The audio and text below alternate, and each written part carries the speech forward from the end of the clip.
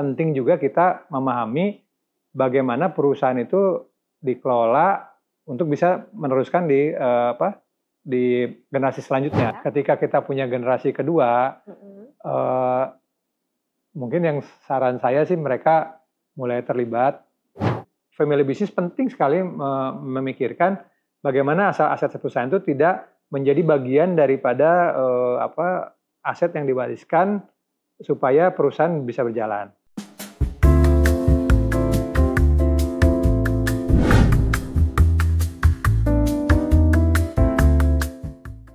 Hai, apa kabar semuanya? Semoga sehat selalu ya. Balik lagi nih di Ruang Bisnis Keluarga bersama saya, Weni, yang akan membahas tentang berbagai macam topik menarik terkait dengan family business. Oke, teman-teman semua, kita udah tahu ya, beberapa episode yang lalu kita sudah tahu bahwa seberapa impact sih family business dalam GDP, dan sangat impactful ya ternyata peran dari family business atau bisnis keluarga di Indonesia maupun di dunia.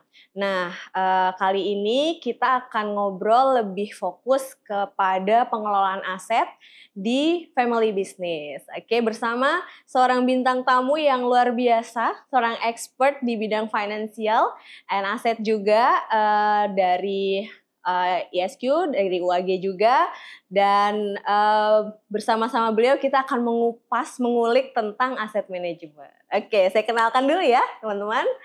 Assalamualaikum Pak Dadan. Waalaikumsalam, Weni, apa kabar? Baik, alhamdulillah sehat. Bapak apa kabar? Alhamdulillah. Alhamdulillah. Bapak sekarang lagi sibuk apa nih Pak? Boleh cerita dong ke kita dikit? Ya, saat ini saya sebagai Vice Director di ISQ Group untuk Finance dan Accounting.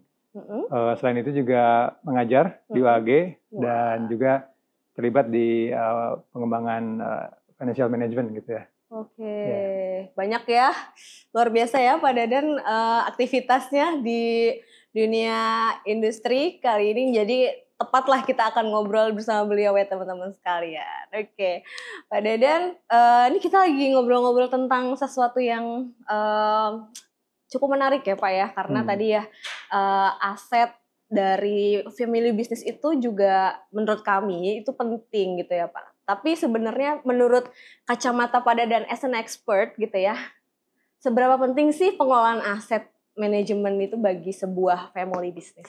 Oke, berarti kita bicara aset ya. Bagaimana aset itu bisa di-manage untuk menghasilkan value yang optimal gitu ya. Iya. Oke, jadi kalau kita bicara sebuah perusahaan, Weni, jadi di perusahaan itu yang kita ukur adalah bagaimana value pemegang saham itu bisa dioptimalkan gitu kan. Kita bicara tentang PT terutama. Nah, value dari pemegang saham itu dia bisa berkembang kalau perusahaan itu untung. Ya, untung, kemudian juga perusahaan itu bisa mengembangkan asetnya. Gitu. Jadi ibarat tubuh nih, jadi tubuh yang sehat itu ya berarti masukannya juga bagus. Kemudian juga dia dilatih, artinya jantungnya kuat, darahnya mengalir dengan lancar, dan kemudian dia bisa bertumbuh seperti itu. Itu mirip analoginya dengan tubuh kita. Nah, jadi kalau misalnya bicara aset, itu kita bicara tentang seberapa banyak atau seberapa besar sebuah perusahaan itu bisa mempunyai dan kemudian mengembangkan. Sederhana itu gitu. Nah, sekarang kalau ditanya lagi, bagaimana kita bisa mengembangkan aset? Nah, ya. Sebuah pertanyaan menarik nih. Gimana nih cara buat bisa mengembangkan aset nih? Pertama, perusahaan kan biasanya kalau berdiri itu dia akan punya modal ya.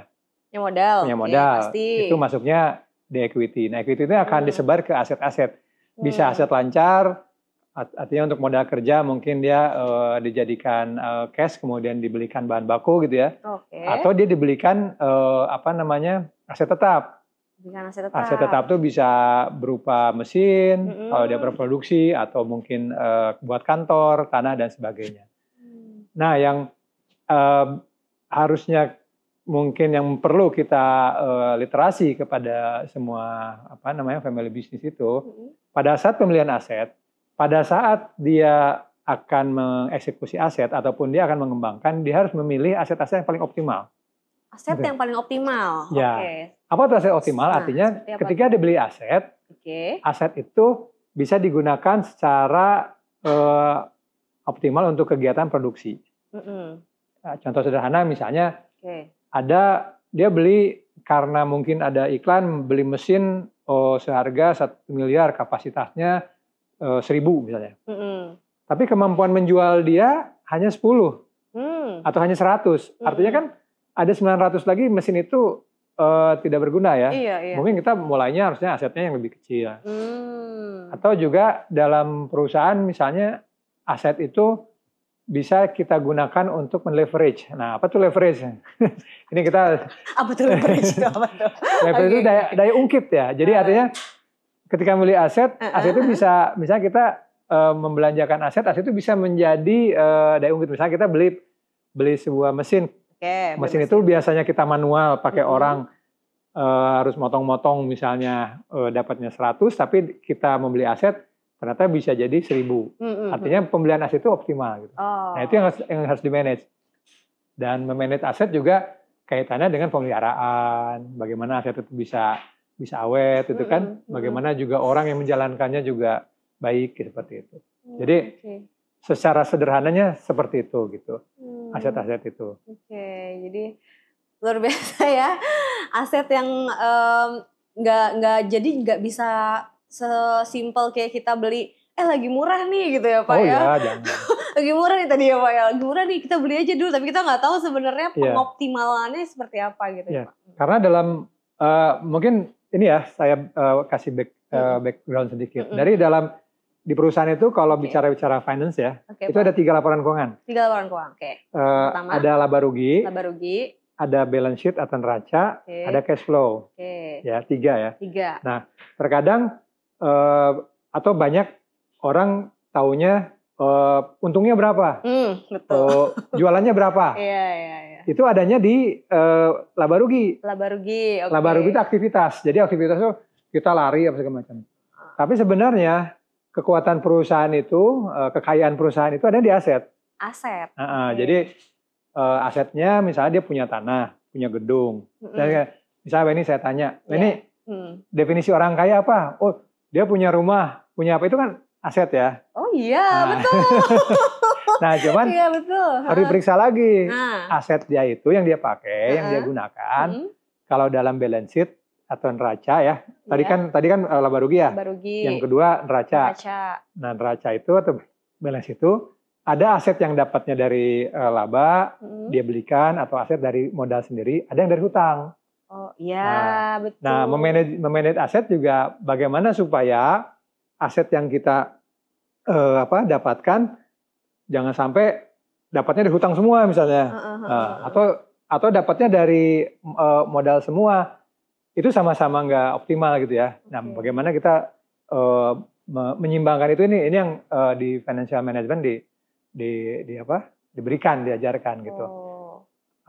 Apakah kita boleh berhutang? Nah, itu kan tanya. Itu supaya tadi leverage itu, supaya kita bisa mengembangkan lebih cepat lagi, larinya lebih cepat lagi, bisa aja berhutang, tapi hutang itu harus produktif. Misalnya hutang sekarang, yang produktif. Nah, gimana tuh hutang yang produktif? Menarik nih. Ini punya handphone? Punya. Oke, punya coba. handphone. Handphone itu misalnya belinya pakai apa? Saya nggak tahu ya, nggak sebut merek ya. Tapi dari pinjaman gitu ya. Pay later misalnya. Dari menurut ini handphone itu aset produktif apa aset non produktif? Produktif kalau dia kayak misalnya ada klien, terus ada aplikasi-aplikasi yang mendukung pekerjaan. Bagi seorang pebisnis atau family business, handphone itu produktif atau tidak produktif? Nggak produktif ya Pak ya? Ya, mulai bingung. Mulai bingung sayanya. Nah, dia bisa dua-duanya. Aset handphone itu bisa produktif, bisa tidak produktif. Kalau misalnya produktif, handphone gitu kita jadikan buat jualan online misalnya kan. Itu produktif, artinya kita berhutang untuk handphone misalnya atau membeli handphone tapi digunakan untuk itu. Tapi kalau hendak scroll media sosial ya bisa jadi tidak produktif ya, hanya sekedar spend waktu gitu. Jadi seperti itu. Karena apa? Karena begitu dia jual akan turun. Seperti kita beli aset mobil nih, family business. Kita beli aset mobil. Belinya mungkin 200 juta, ya kan? Mereknya nggak tahu apa 200 juta. Begitu si mobil itu kita keluarkan dari showroom, nilai mobil itu berapa? Jadi mobil bekas apa mobil baru? Bekas. Harganya turun kan? Turun. Tapi ada aset ketika dibeli, makin lama makin naik misalnya kan? Misalnya apa? Mungkin contohnya misalnya beli tanah di tempat yang berkembang ke depan, gitu kan? Nanti pada saat kita beli, mungkin harganya 100.000, nanti 2 tahun lagi jadi berapa naik? Gitu. Itu kan asetnya berarti berkembang ya? Nah, itu harus di-manage seperti itu. Kenapa? Karena bagi sebuah perusahaan penting sekali aset itu dijaga, dikembangkan supaya itu bisa berguna. Misalnya tadi kalau kita bicara berhubungan dengan pihak ketiga, berhubungan dengan perbankan, berhubungan dengan investor, mereka kan akan lihat tuh neracanya tuh, balance sheet-nya gitu. Apakah sehat apa tidak, dibiayai oleh utang apa enggak, persediaannya seperti apa, seperti itu.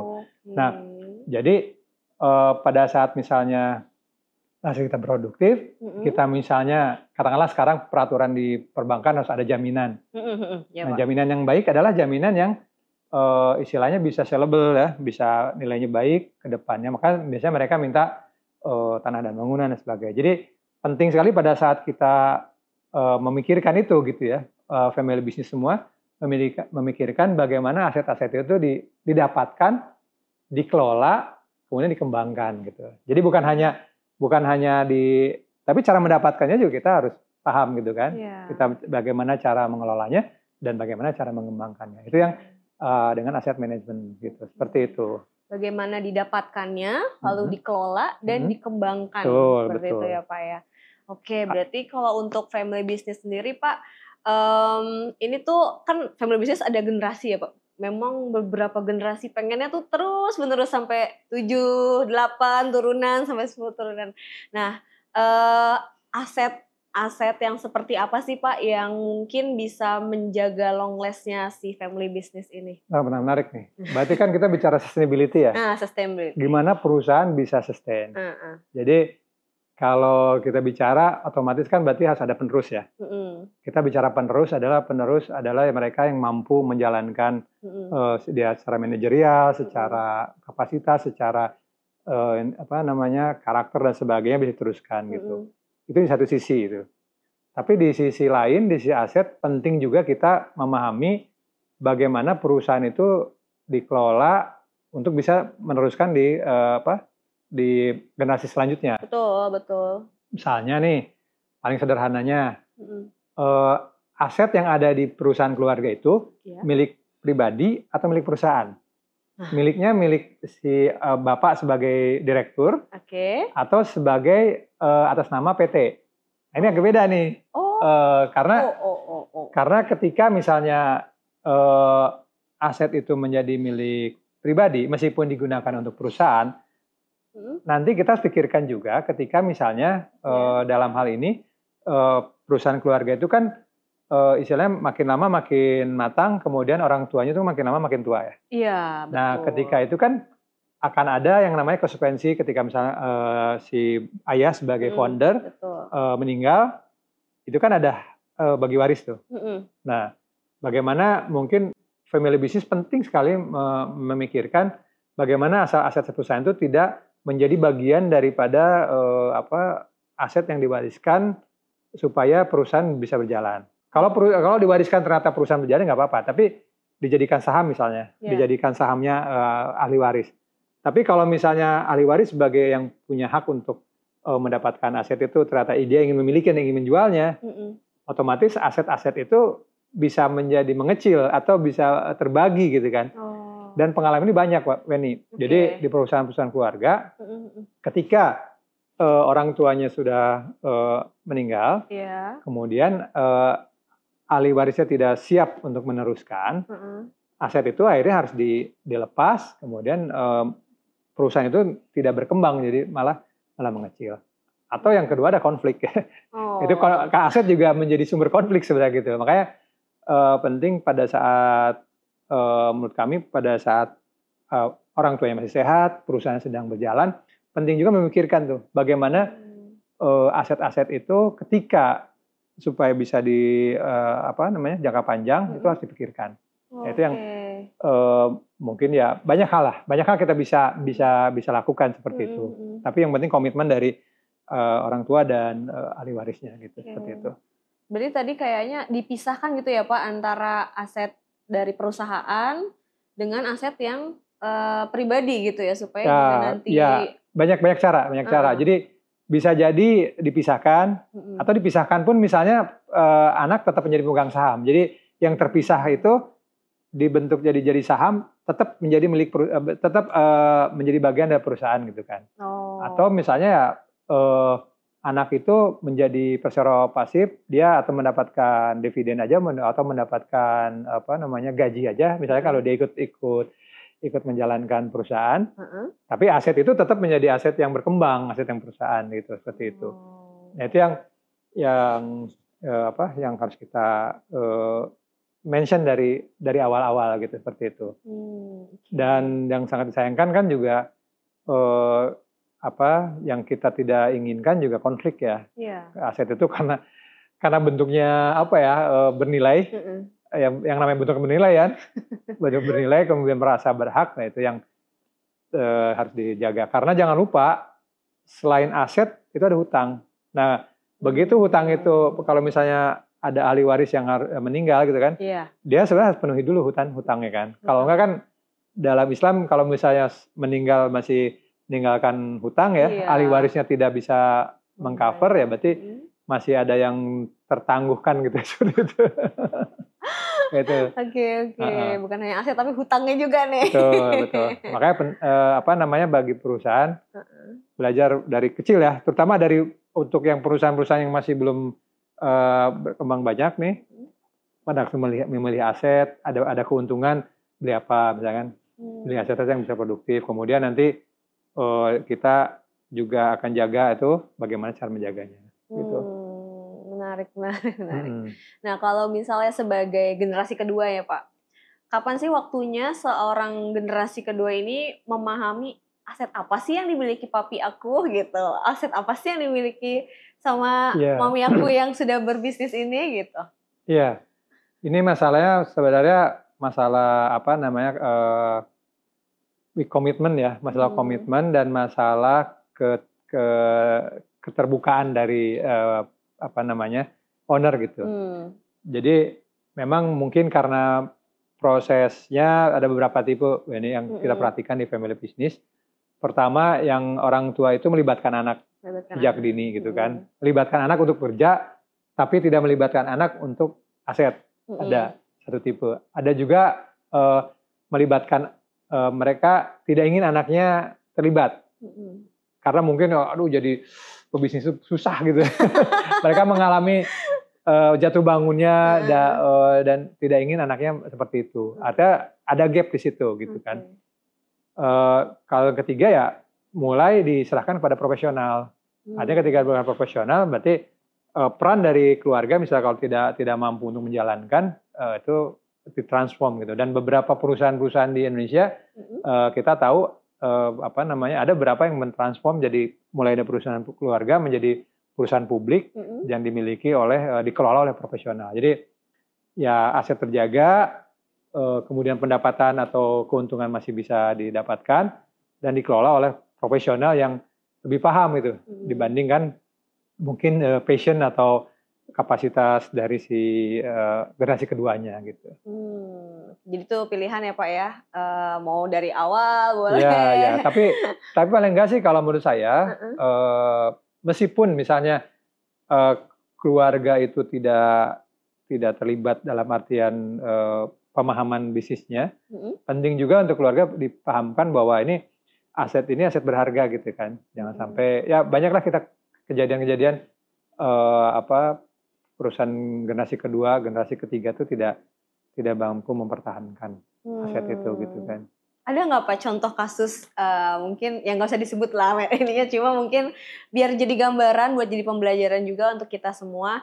Contoh kasus kegagalan dalam pengelolaan aset keluarga. Iya. Aset keluarga ya. Oke. Kita nggak sebut merek ya. Jangan. Misalnya ada biasanya juga satu hal ya.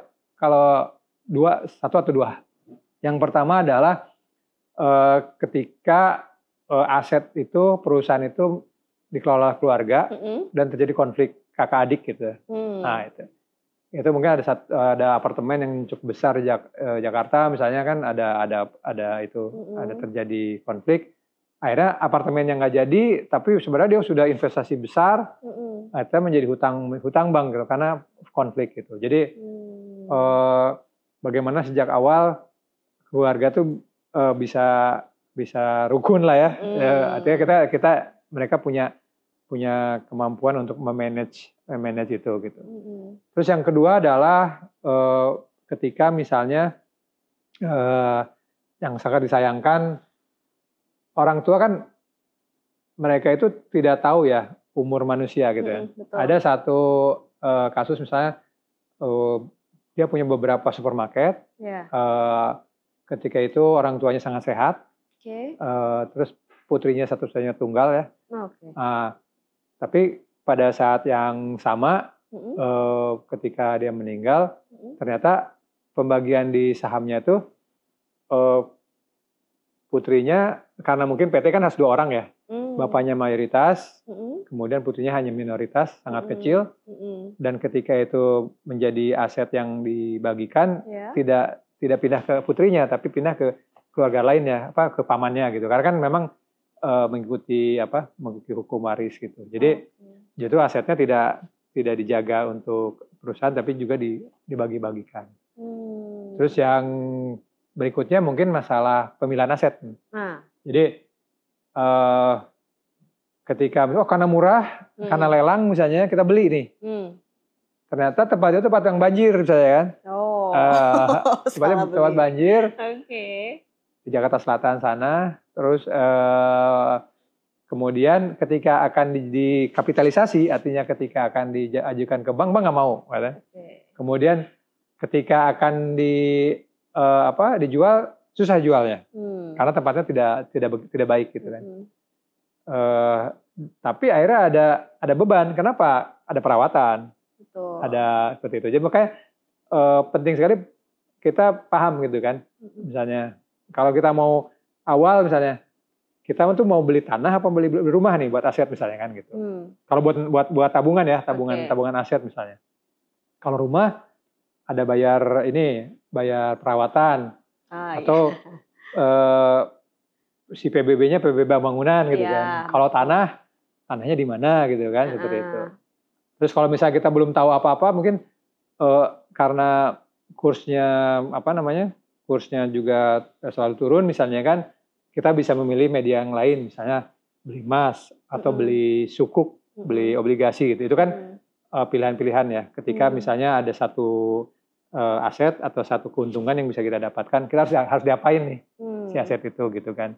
Gitu. Jangan misalnya karena untung bagi-bagi, ada untung dividen bagi-bagi, untung 1 miliar bagi-bagi 1 miliar. Ya betul sih ada kenikmatan sesaat, tapi si perusahaan tidak akan berkembang secara aset karena dibagi-bagikan kepada pemegang saham semuanya gitu. Habis gitu ya Pak. Habis. Makanya ada beberapa perusahaan misalnya dia punya rule of the thumb. Pokoknya dari 100% keuntungan, 50% lagi masuk ke perusahaan. Kemudian mungkin 15% untuk karyawan misalnya kan, untuk bonus untuk apa gitu, bonus tahunan. Ya mungkin yang di bagian untuk dividennya 35% atau itu. Itu ada beberapa pola-pola kayak gitu supaya aset perusahaan berkembang, terus pemegang saham mendapatkan bagian juga, karyawan juga mendapat bagian gitu. Itu silahkan aja diatur, tapi yang paling penting tidak nyusut gitu kan. Seperti itu aset-asetnya. Luar biasa ya, menarik banget. tentang aset manajemen di family business. Mungkin bisa kita wrap up, kita closing nih Pak Dadan. Apa nih mungkin 1-2 kata dari Pak Dadan untuk teman-teman atau Bapak Ibu yang ada di sana yang sudah punya family business atau baru mau memikirkan nih, oh nih kayaknya bisnis saya harus berlangsung terus nih untuk anak-anak dan cucu saya nanti. Terkait dengan aset manajemen, apa sih yang harus pertama kali dilakukan oleh seorang first generation kepada aset-aset yang dimilikinya untuk long last-nya family business? Oke. Untuk closing. Ini cuma 2 kata ya? Enggak sih Pak. Oke, thank you Eni. Jadi dari pengalaman untuk mengembangkan aset itu, memang kita perlu memikirkan bagaimana aset yang kita beli atau aset yang kita miliki itu optimal, ya. Apakah sudah saatnya kita punya aset itu? Misalnya kalau kita belum saatnya memiliki aset itu, kita bisa sistemnya maklun, misalnya kan, vendor tidak perlu memiliki aset tersebut. Aset yang harus kita maintain, kita harus pelihara. Kemudian yang kedua, setiap keuntungan yang dapat dari ada untuk perusahaan itu juga sebaiknya dibelikan aset-aset yang produktif. Artinya aset ketika nanti akan dijadikan kapitalisasi atau akan dijadikan sebagai jaminan itu bisa bernilai gitu kan. Jangan dibagi-bagi semua gitu kan kalau ada keuntungan. Betul. Gitu. Atau mungkin ditabung karena mungkin ada juga saatnya pada saat terjadi penurunan penjualan atau kerugian, kita bisa mengcover. Jadi perusahaan itu lebih sehat lah gitu kan, lebih sehat. Tidak semuanya dalam bentuk aset yang susah dijual, tidak semuanya juga dalam bentuk uang gitu kan. Terus yang ketiga, perhatikan juga tentang modal dan hutang gitu kan. Jangan sampai aset yang kita miliki itu dibiayai oleh hutang. Kenapa? Karena ada beban keuangan di situ.